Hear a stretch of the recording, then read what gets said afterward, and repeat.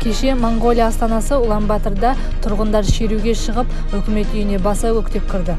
Болған оқиғаға қатысты түрлі жорамалдар айтылып жатыр. Моңғол тіліне жетік әрі сол жақтағы саяси үрдістерден хабары бар Азамат Нұрбол Қанағатұлы болған жайттың жай-жапсарынан сөз етті. Нақты деректер турасында Адырна ұлттық порталы баяндайды.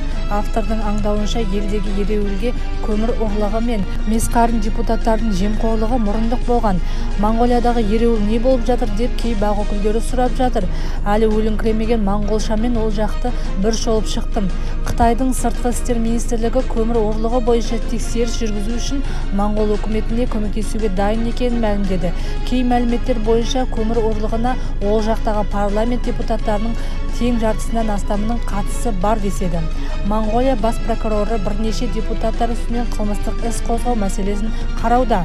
Ал ел президенті үкімет пен парламентті тарату жөнінде ұсыныс жасады. Қазіргі биліктегі басты екі партия бұны талқылауда.